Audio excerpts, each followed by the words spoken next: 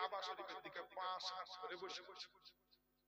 তা আমরা মুসলমান কি করি, কেউ যদি কাবা শরীফের দিকে পা করে বসে তো বলে এই কিবলা আছে এদিকে পা করতে না, পাটা ঘোরা। আর এটা শরীয়তের নিয়ম, মুসলমানের আদত যে কিবলার দিকে মুখ করে পেচ্ছাপ ফেরা যাবে না, পায়খানা ফেরা যাবে না, পা করা যাবে না, থুতু ফেলা যাবে না, কুলি ফেলা যাবে না, বুঝতে পারলে?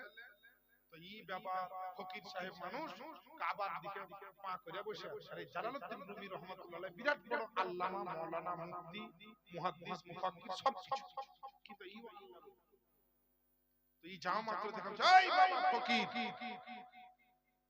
তুমি রাস্তা পাওনি, এই পা কোন দিকে ঘুরিয়ে রাখতে হয় জানো না? আল্লাহর ঘর কাবা বাইতুল্লাহর দিকে পা করে রেখেছো, ঘুরাও পা। বেয়াদবের মতো আল্লাহর ঘরের দিকে পা করে বসে আছো। তো ফকির সাহেবের জালালি মেজাজ চলেছে। এই কিন্তু কত বড় আল্লাহর ওলি এই রুমি রহমাতুল্লাহ আলাইহি কিন্তু জানতেন। এই খালি ফতোয়া দিয়ে দিয়েছে। এই তখন জালালউদ্দিন রুমি রহমাতুল্লাহ আলাইহি কইছে, এই জালালউদ্দিন রুমি রহমাতুল্লাহ আলাইহি ওকে এমনি করে ডাকছে, এই জালাল। এখন ধরেন আমি এখানকার প্রধান বক্তা, আমার একটা মান ইজ্জত আছে আজকে। এখন যদি কেউ বলে এই ছোড়া জিয়া ও প্রেস্টিজে লাগবে, হ্যাঁ? তো এবার আমি তো বলবো ভাই আসতে বলো, আসতে। যদিও বলো তুমি আমার বন্ধু হও তো আসতে করে বলো, লোকে যেন শুনে না, এই ছোড়া জিয়া এই ছোড়া মামু তাই বলে ডাকছে।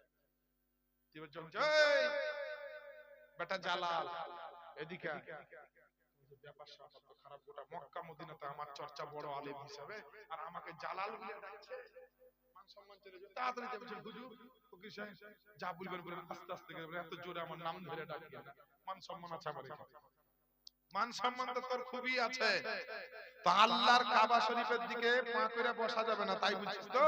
না তো হ্যাঁ, তো তুই এক কাজ, আল্লাহর কাবা শরীফের দিকে পা করে আমি বসবো না, আমার পা দুখানকে ওই দিকে ঘুরিয়ে দে যেই দিকে আল্লাহ নাই।